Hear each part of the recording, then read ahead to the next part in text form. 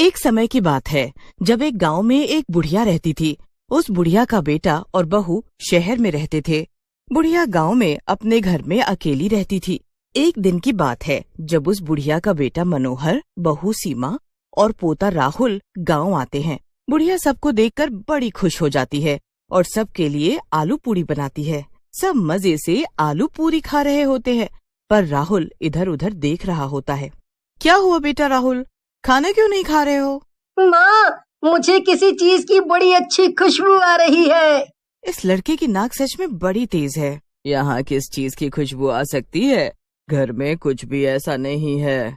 राहुल खुद ही उठकर देखने लगता है और फिर रसोई से एक अचार का डब्बा लेकर आता है।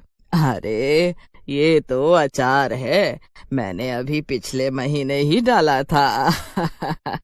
हाँ तो दादी, मुझे यही दो, मैं यही खाऊंगा। बुढ़िया फिर राहुल को डब्बे से अचार निकाल कर देती है। अचार खाकर सीमा और राहुल उंगलियां चाटते रह जाते हैं। अरे वाह, ये तो बड़ा ही स्वादिष्ट अचार है। ऐसा अचार तो मैंने कभी नहीं खाया। अगले दिन जब सब वापस शहर जाने लगते हैं तो बुढ़िया उनको एक बड़ा सा अचार का डब्बा देती है। उसके बाद बुढ़िया फिर से अकेली रहने लगती है और बाकी सब मजे से शहर में रह रहे होते हैं। एक दिन की बात है जब सीमा के घर किटी पार्टी होती है। उसके घर उसकी सहेली मनीषा, आरती और पूजा आते हैं। चारों सहेलियां खूब बातें करती है। आज तो मजा ही आ गया सच में। हाँ, पर अब मेरे पेट में चूहे कूद रहे हैं, जल्दी से खाना लगा दो ना। हाँ बिल्कुल लगाती हूँ। सीमा सबके लिए खाना लगाती है।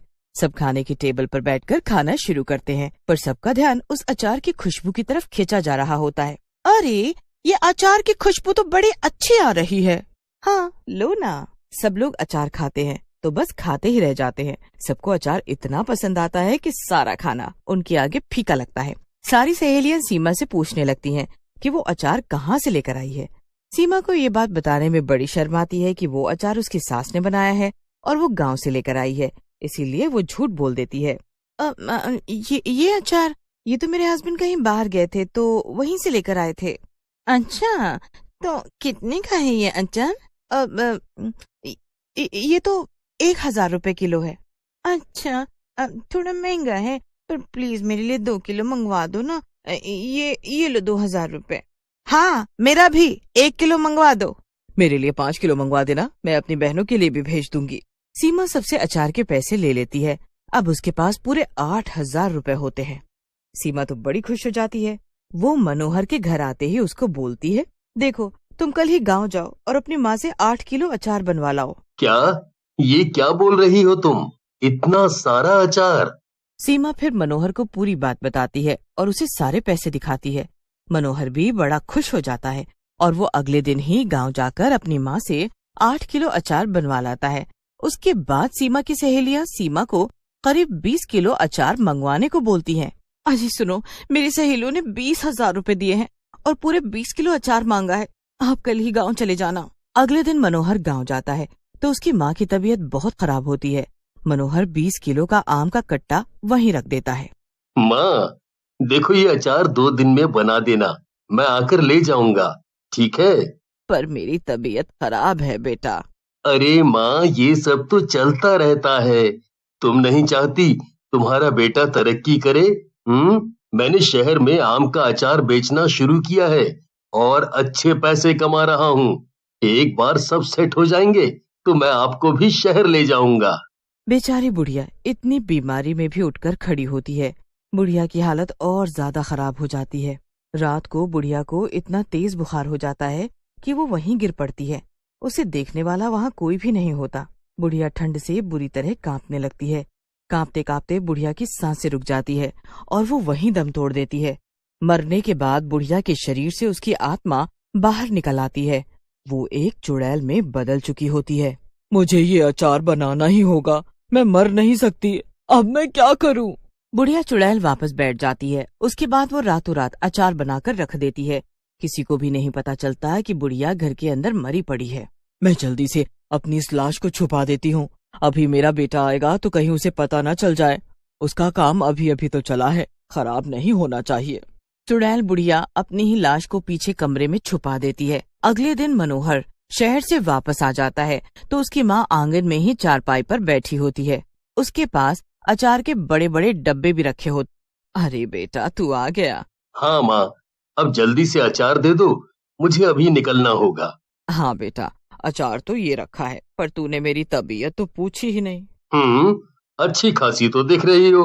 अच्छा, अब मुझे 30 किलो अचार चाहिए। मैं आमी यहीं रखवा देता हूँ, ठीक है? बुढ़िया अपने बेटे को कुछ नहीं बताती और वो इस सच को छुपा कर रखती है। वो घर के अंदर दरवाजा बंद कर लेती है और वापस चुड़ैल बन जाती है। अचार के बहाने ही सही, पर कम से कम मेरा बेटा मुझसे मिलने तो आता है। पहले तो साल बीत जाते थे उसकी शक्ल देखे। चुड़ैल बुढ़िया फिर से अचार बनाने में लग जाती है। वो रातों रात अचार बनाकर ढेर लगा देती है। यहाँ शहर में सीमा और मनोहर अचार के काम से खूब पैसे कमा रहे होते हैं।